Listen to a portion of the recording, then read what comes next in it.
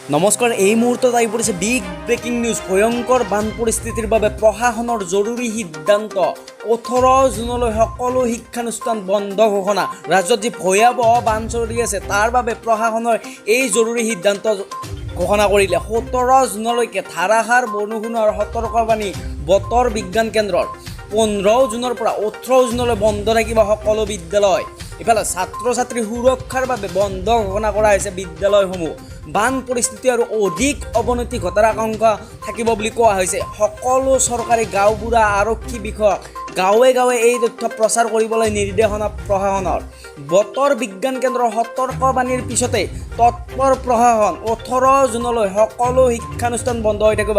ৰাজ্যত ভয়াৱহ বান পৰিস্থিতি আছে তাৰ বাবে সকলো শিক্ষানুষ্ঠান বন্ধৰ ঘোষণা কৰিলে ডিমা হাছাও প্ৰশাসনে জাৰি কৰিলে এই জৰুৰী নিৰ্দেশনা। ইফালে নলবাৰী জিলা দুৰ্যোগ প্ৰশাসন বিভাগে জাৰি কৰিলে নিৰ্দেশনা। নলবাৰীতো বন্ধ ঘোষণা কৰিলে শিক্ষানুষ্ঠান।